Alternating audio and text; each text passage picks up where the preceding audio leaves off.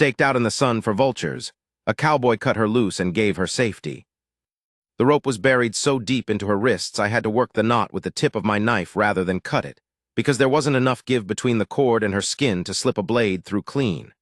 I remember the exact weight of that knife in my hand, 7 inches of Sheffield steel, worn grip, light enough that I'd carried it every day for 23 years without thinking about it. I thought about it that morning. My name is Amos Reardon. I ran cattle west of the Dry Cimarron, not the biggest operation in that country, not the smallest. I'd built what I had by myself, board by board and head by head, over the better part of 30 years.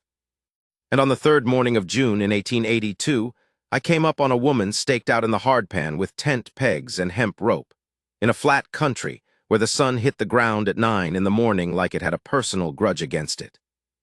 Let me back up a little, not far, just enough. I'd ridden out before first light to check the south fence, where my foreman Dolph had seen tracks crossing. Cattle tracks going the wrong direction, which in my country meant either my herd was drifting or someone was moving them for me. It was neither. The tracks were old and the fence was sound, and I'd ridden a quarter-mile south of my line just to satisfy myself. That's what put me on that ground. The buzzards put me on her. 2 of them on the ground, a 3rd circling low. I came in at a trot and they lifted heavy and slow, the way they do when they're annoyed rather than afraid. I pulled up. She was conscious. That was the first thing I understood. Her eyes were open and she was looking at me and she was conscious, which after what the sun and the heat had done to her I did not expect. Her name, I'd learn later, was Cora Vass. She was 31 years old. She'd come west from Ohio 3 years prior, hired on as cook for a cattle outfit out of Tascosa, and a man named Deke Fulton had decided she owed him something she'd never agreed to give. When she made clear she didn't see it that way, he'd waited for the right moment, which in that country, away from a town, away from any law with teeth, came soon enough, and he'd staked her out on the flat and left her. I didn't know any of that the morning I cut her loose. I knew she was a woman, she was alive, and she had pegs in the ground holding her spread eagle under a June sun on hardpan caliche. I knew whoever had done it was long gone, and I knew I had water on my saddle and shade was 2 miles north on my line. I cut the rope and I picked her up. She weighed less than I would have guessed from looking at her, which is something that happens when a body's had its water cooked out of it. Her lips were cracked, and she'd bitten through the lower one at some point, dry blood caked at the corner of her mouth. I sat her against my horse's flank and put the canteen to her mouth and told her small sips, and she listened, which told me she was clear-headed enough to understand words. She said 2 things before I got her onto my horse. The first was, "I can ride." The second was, "Don't leave me out here." I said, "I'm not leaving you anywhere." And that was the whole of our introduction. I had 3 men working for me that season: Dolph, who was my foreman and the best judge of grass and whether I'd ever known; a young man named Curly Reese who'd come up from Texas the prior fall and showed enough sense to keep; and an older hand called Pate Ormsby, who I'd hired on as a permanent fixture years back when his own small outfit had gone under in the drought of '76. Good men, all 3, not men who'd misread a situation. When I rode in carrying her, Dolph looked once and went for the bunkhouse water pitcher. Curly Reese took my horse. Pate Ormsby stood in the yard with his hat in his hand and said nothing, which was the most decent thing he could have done. I put her in the back bedroom, the room I'd added on to the main house in '78 when I'd thought I might need it for something else and never had. She didn't argue about it. I left the door open and had Dolph's wife, Nettie Greer, come up from the line shack to sit with her, because I wasn't fool enough to think a woman who'd been through what she'd been through needed a man hovering over her, however well he meant it. Nettie came, and I went and stood in my yard and looked south. There were men in that country, and I knew most of them. Not all of them were decent. The indecent ones generally fell into a few categories, and I had a pretty clear sense of which category Deke Fulton had placed himself in. I'd seen him twice. Once at a horse sale in Canadian, once at the feed store in Tascosa. Both times I'd got the particular feeling I got around men who watched everything and smiled at the wrong moments. Not a hard man to read if you were paying attention. The kind of man who'd choose a woman who was alone and a long way from anyone who'd ask questions. I didn't know yet if she wanted me to do anything about it. That would be her call to make. I'm stating that plainly because I want it understood. I wasn't riding out to avenge something for my own satisfaction. It wasn't mine to avenge. But if she said the word, I intended to be a hard problem for Deke Fulton to work out. I fed the horses. I fixed a hinge on the corral gate that had been wanting attention for a month. I ate my supper standing in the kitchen because I didn't want to make noise near the back room. Around 8, that evening Nettie Greer came and found me and said she was awake and could eat something. Cora Vass sat up in the bed with her back against the headboard and ate a half bowl of beef broth and didn't drop her eyes. That's the thing I noticed first, sitting in the chair across the room. She didn't drop her eyes. She looked at me directly and steadily, the way a person does when they've decided they're not going to be ashamed of something that wasn't their fault, even if it's costing them something to hold that position. She asked me my name. I gave it. She said, "What did you do with the rope?" I said I'd left it on the ground where I'd cut it. She nodded once, like that answered something she'd been working out. Then she told me what had happened. She told it plain, without particular emotion, the way you tell something you've already decided you're going to tell once and not repeat. Deke Fulton had run the Tascosa Outfits kitchen work through a man named Ira Cass, and Cass had hired her, and Cass had also told her after she'd been 3 weeks in the job that Fulton expected certain things from the women in his employ that weren't on the wage sheet. She told Cass to go to hell. Cass had passed that along. Fulton had given her 2 more weeks before he'd decided she needed to learn something. She'd fought, that was evident from the bruising on her arms, and one along her jaw that Nettie had told me about. She'd fought and she'd lost, because 1 woman against 3 men in open country is the mathematics of that situation, and she had no illusions about it. "I'm telling you this," she said, "because you're going to want to know what you're into. If Fulton finds out you have me, he'll come." I said, "Good." She looked at me for a moment. "You say that easy." "I mean it easy," I said. "This is my land and my house, and you're under my roof. He comes onto my land, that's a different conversation than the one he had with you." She studied me. I got the sense she was measuring something, not whether to trust me exactly, but what kind of man I was, and whether what I was saying corresponded to anything real. I let her look. I didn't have anything to hide in it. After a while she said, "I have nowhere to go." "You don't need to go anywhere tonight," I said. "You can sort the rest out when you're on your feet." She said, "I pay my way." "We'll figure that out too." She ate the rest of the broth and didn't say anything else, and I went and sat on the porch until the stars came out thick over the Cimarron country and the coyotes started up to the east. She was on her feet in 4 days.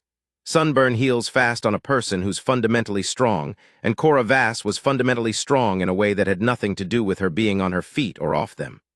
I could see it in how she moved through the house once she was up, quiet but deliberate, not making herself small, not apologizing for being there. She cooked. She didn't ask if she should, she just did it, and she cooked well, and nobody complained. On the 5th day, she came out to the corral while I was working a young sorrel mare who'd been giving Curly Reese trouble. She leaned on the top rail and watched me work the mare in a slow circle for a while. She said, "She's not mean, she's scared." I said, "I know that. You're giving her time to figure out you're not going to hurt her." "That's right." She watched another few turns. "That's patient work." "Takes what it takes," I said. She was quiet again for a while. The mare settled some under the long circling, the way they do when they start to believe the world isn't ending. Cora said, "What do you need done around here that isn't getting done?" I told her Dolph's wife helped when she could but had her own household to run. That there wasn't anyone looking after the main house properly. That the kitchen was functional, but that was about all you could say for it. She said, "I'd want wages, not charity." "Fair enough," I said. She pushed off the fence rail and went back inside, and that was the arrangement. It was also, I suppose, the beginning of something else, though neither of us named it for a long time. Deke Fulton came at the 3-week mark. I'd half expected him sooner. He came in the early afternoon with 2 men I didn't know, riders, hired kind, the type that took wages to be present without being asked to think. Fulton himself was on a good gray horse, which struck me as the kind of vanity a man like him would spend on. He pulled up in my yard and I came out to meet him. "Reardon," he said. I said, "Fulton." He looked at the house. "I'm told you've got something of mine." "I don't have anything of yours," I said. "I've got a woman who works on my place, which is a separate matter entirely. She's contracted to my outfit." "Show me the paper," I said. He didn't have paper. Men like Fulton rarely did. I want her back, he said. She's caused me considerable trouble. She's not a steer, I said. You don't own her. And you left her staked out in my country with tent pegs and rope, which is something I take personally since it happened inside 2 miles of my line. His expression went flat. The 2 riders with him shifted slightly on their horses. You're taking on someone else's trouble, Fulton said. I'm telling you what's mine and what isn't, I said. This place is mine. The woman on it is her own. You ride out of my yard now, there's no further discussion. You don't, I'll put you on the ground and hold you there until the county sheriff comes out from Canadian, and I'll make sure he hears the full account of what you did. One of the hired riders said something low to the other one. Fulton looked at the house one more time. He was calculating. I could see him doing it. He wasn't stupid. He was just accustomed to running situations he'd already controlled before they started. This was not a situation he controlled. He turned his horse. He didn't say anything as he rode out. Neither did the men with him. I watched them until they were a 1/4 mile south and the dust was settling, and then I went inside and told Cora they were gone. She was standing in the kitchen doorway. She'd been standing there the whole time, I realized, listening. She said, "You weren't afraid of him." I was, I said. 2 against 1 with a 3rd man making decisions from a horse. I don't like those odds. But you stood there. Had to, I said. It was my yard. She looked at me for a long moment. Then she turned and went back to the kitchen. A minute later, I heard the sound of the cast iron skillet going onto the stove, and the particular hiss of lard hitting hot iron, and I understood that was the only receipt she was going to give me for what had just happened. The summer went the way summers do on that stretch of country, hard and dry and long. The grass came in thin, and we moved the herd twice to better ground. A section of the north fence blew down in a windstorm, and we spent 3 days restringing it. Curly Reese got himself snakebit on the ankle in late July, and I sat up with him 2 nights running until the swelling started to go down, and that was 2 nights the horsework didn't get done, so I got behind and stayed behind for most of August. Cora Vass kept the house. More than kept it, she made it something. She had a way of doing small things that added up. She fixed the window latch that had been stuck since the previous winter. She planted a kitchen garden in a spot I'd never thought to use. She pressed Curly Reese into dragging the spare furniture out of the storage room and arranged it in a way that made the main room feel twice its actual size, though I couldn't have told you how. We talked in the evenings. Not always. Some evenings she read or sewed or wrote letters, and I sat on the porch with my pipe, and that was fine too. But when we talked, it was easy in the way talking is easy with a person who doesn't require anything from you except honesty. She had opinions, and she expressed them. She asked questions, and she expected real answers. She laughed at things that were actually funny, and didn't pretend to laugh at things that weren't. I was 61 years old that summer. I'd been alone on this place for 11 years since my wife Hattie died of a fever in the winter of '71. I don't say I'd gotten used to it. You don't get used to that, you just stop counting the particular way the quiet is different from what it used to be. But I'd gotten through it, and I'd built the place to something, and I'd mostly stopped thinking about the kind of life that required more than what I had. Cora changed that math. I wasn't sure she meant to. I wasn't sure she knew she was doing it. But somewhere in the middle of that August, I recognized that I was looking forward to the evenings, and that the days went better when I knew what was waiting at the end of them. And those were facts I had to sit with for a while before I knew what to do with them. There was a man in Canadian named Horace Pickett who ran the general store and also functioned as a kind of clearinghouse for social information across that whole corner of the territory. If you wanted to know who'd sold what to whom, or who was having trouble with whom, or who had recently shown up somewhere they hadn't been before, you asked Horace Pickett. I rode into Canadian in early September on supply business, and Pickett pulled me aside before I'd finished settling my order. "Heard Deke Fulton's been telling a story about you," he said. I said, "What story?" "Says you're sheltering a woman who stole from him. Says she's got a dishonest character." "He staked her out in the sun on my south range," I said, "for the buzzards." Pickett looked at me over his glasses. "That's a different story," he said. "It's the true story," I said. "I cut her loose and she works on my place and she's the most honest person in that house, which is saying something about the others who live there." Pickett nodded slowly. He was a man who understood the weight of things said in his store. What was said in his store had a way of spreading clean and accurate across that country, which was why I said it clearly. "I'll make sure that's known," he said. It was. Within 2 weeks, I had 4 different men ride by the place on various pretexts, and I understood from the way they looked at the house and the yard that they were satisfying themselves about something. A couple of them spoke to Cora directly. She handled it with the same steadiness she handled everything. Deke Fulton's version of events didn't take hold. In that country, which was hard country with hard standards, what I'd done was understood as what it was, the right thing done because it needed doing, and what Fulton had done was also understood as what it was. He left the territory before the year was out. I heard later he'd gone to New Mexico. I didn't particularly care where he went as long as he went. I want to tell this right, not dress it up. The night I understood clearly what was between Cora Vass and me was in October, when the first cold had come down from the north and we had a fire going in the main room hearth. She was reading and I was doing nothing in particular, just sitting in the chair across from her with a glass of the whiskey I kept for evenings, watching the fire. The dogs were on the floor. The wind was up outside in the way the October wind gets out there, a real wind, purposeful, that has somewhere to go. She looked up from her book and caught me watching her and didn't look away. She said, "You're thinking about something." I said, "I am." She waited. I said, "I'm thinking that I built this place by myself and kept it by myself, and I'm not sure I saw clearly before this year what was missing from it." She was quiet for a moment. The fire popped. She said, "What was missing?" I said, "You'd know better than I would." That might have come out foolish. A younger version of me might have worried about that. But she looked at me with something in her face that wasn't pity and wasn't amusement and wasn't polite sympathy. It was something clearer and more direct than any of those things. She set the book down on the table beside her. She leaned forward and she put her hand over mine where it rested on the arm of my chair, and she held it there and she said, "I'm not going anywhere, Amos. I want you to know that. I'm not here because I have nowhere else to be. I could find somewhere else to be. I'm here because I choose to be here." She said it quietly and straight, the way she said everything. No performance in it. Her hand was warm and small, and she had the particular grip of a woman who'd worked hard all her life, a slight roughness to the palm, and she held my hand like it was a thing worth holding. I didn't say anything right away.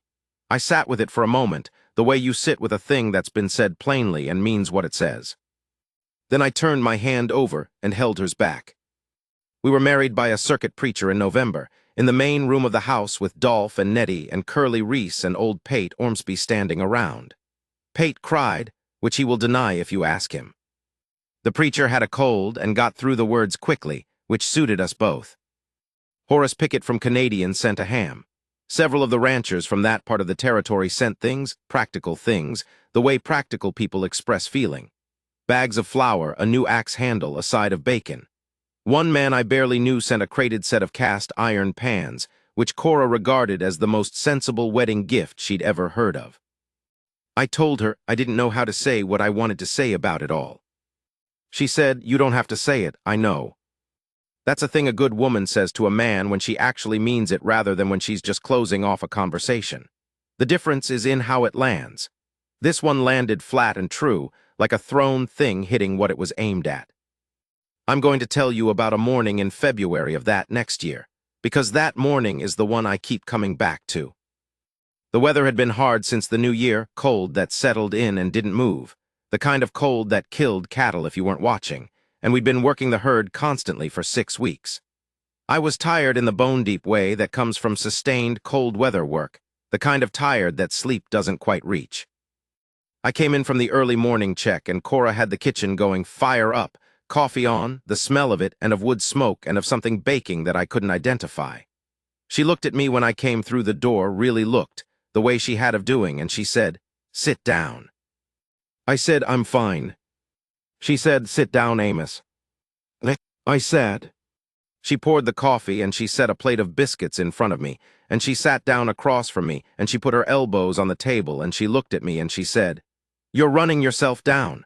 I need you to hear that." I said, "The cattle need." "The cattle will be tended," she said. "Dolph and Curly Reese are out there right now. You have good men. Let them do what you pay them to do and sit here and drink that coffee and eat those biscuits and rest for one morning." I looked at her, she looked back. "I mean it," she said. "You are not a young man anymore, Amos Reardon, and I did not marry you to watch you work yourself into the ground before spring." There's a particular way a certain kind of woman says something like that, with the sharpness on the surface and the care running underneath it, the way a river runs under ice, and you can hear both at once if you're listening. I was listening. I drank the coffee. I ate the biscuits. I sat in the kitchen for an hour while the morning light came in yellow and cold through the window and the wind worked at the eaves, and I did not go back out until I was ready. She was at the table with her mending when I stood up to go. She glanced at me. I said, "Thank you." She said, "Don't thank me. Just rest." I pulled on my coat and went out into the February morning, and the cold hit me clean, and the cattle were where they needed to be, and Dolph and Curly Reese had the situation well in hand. I stood in the yard for a moment with my breath making small white clouds in front of me and looked back at the house, at the smoke from both chimneys, at the light in the kitchen window, at the particular solid shape of a place that has someone in it who belongs there.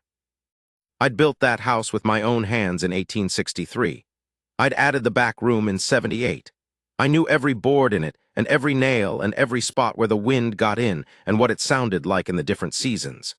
I'd known it the way you know a thing that's entirely yours and no one else's. That morning it was something different. I could feel the difference from 20 yards away. It wasn't mine in the same way anymore. It was ours. And I'm not sure I'd understood before that morning how much more that was than mine had been. The cattle were settled and the fences were sound, and the sky to the north was clear for the first time in weeks. I walked out to the corral and leaned on the top rail, the same rail Cora had leaned on back in June when she'd watched me work the sorrel mare. The mare was broke good now. She came over when I put my hand out, quiet as you please, and stood with her nose against my sleeve. The Cimarron country ran out flat and brown and enormous in every direction, the way it always did, the way it would long after I was done with it. Sky like something dropped from a very great height. The wind had its say, the way wind out there always has its say. I'd done a lot in that country, built a thing worth building, held on to it through drought and hard winters and the kind of slow difficulty that doesn't make a story but takes everything you have anyway. I'd earned the ground under my boots. But standing there that February morning, with the smoke rising from my house and a good woman in my kitchen and 30 years of work behind me and something worth coming home to ahead of me, standing there, I thought, this is the thing I didn't know I was working toward. I hadn't known it was possible, after 61 years and one life already mostly lived. Cora Vass had come out of nowhere on a piece of caliche flat with tent pegs in the ground and buzzards circling, and I had cut her loose because it was the right thing to do, and she had chosen, of her own free will, and with her eyes wide open, to stay. That's the whole of it. That's the story.